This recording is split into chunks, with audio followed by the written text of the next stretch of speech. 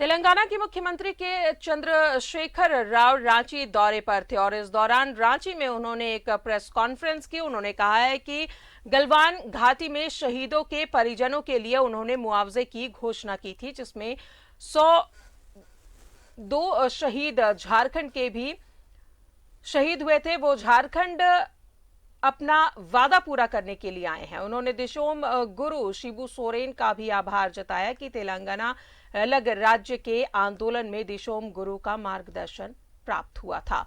केसीआर की इच्छा थी कि वो शिबू सोरेन से मिले और आज ये इच्छा पूरी हुई। केसीआर ने यह भी कहा कि केंद्र की मौजूदा सरकार ठीक से नहीं चल रही है। केंद्र सरकार के खिलाफ एक थर्ड फ्रंट की कवायद चल रही है और वो एक मजबूत थर्ड फ्रंट के पक्षधर हैं। उसके नेतृत्व कर रहे थे हमारे कर्नल संतोष गौड़, वो तेलंगाना राज्य से था।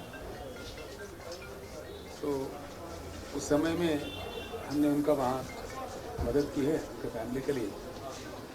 तो उसी समय में घोषणा किए थे कि तेलंगाना राज्य की ओर से उनके साथ जिन सैनिकों का मृत्यु हुई है उनके लिए 10-10 लाख रुपये का कुछ उनके फैमिली के सम्मान में देना चाह रहे थे।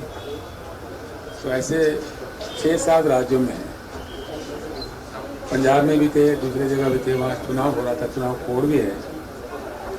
तो मैंने हमारे भाई हेमंत जी से जब संपर्क किया तो उन्होंने आमंत्रण दिया कि आप आके दे दीजिए उनको। वैसे मुझे वो एक उनको दे देना था, वहाँ तक पहुँचाना था, जो भी सहायता करना चाह रहे थे। तो तेलंगाना राज्य हासिल करने का जो आंदोलन हमने 2001 में शुरू किया था, हमारे पहले चीफ गेस्ट था श्री शिबू सोरेन जी। उन्होंने उस समय आके तेलंगाना जनता को काफ़ी मत दी है और सारे आंदोलन में तेलंगाना राज्य बने तक हमारे साथ बने रहे।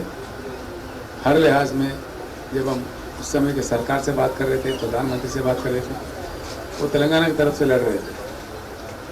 तो उनको भी मुझे मिलना था, काफ़ी दिनों उनके आशीर्वाद देना था। मुझे बहुत खुशी हुई, मुख्यमंत्री जी ने मुझे उनका भी दर्शन। जहाँ तक राजनीति की चर्चा है उसका भी चर्चा हुई।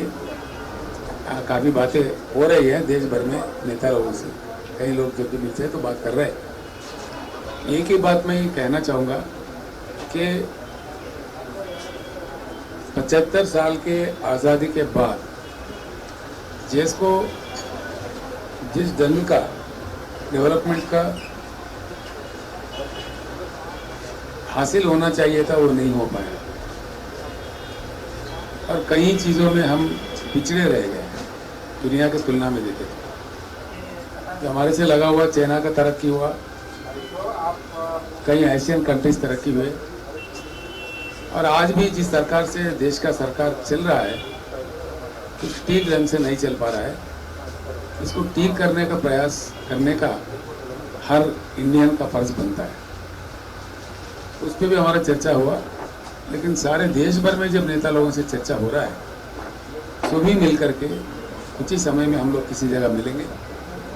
मिलने के बाद किस प्रकार का एजेंडा लिया जाए, किस प्रकार का काम शुरू किया जाए, इस देश को और अच्छे तरीके से एक नया उमंग से एक नया दिशा ले जाने का प्रयास किस प्रकार से किया जा सकता है, सभी लोग मिलकर के।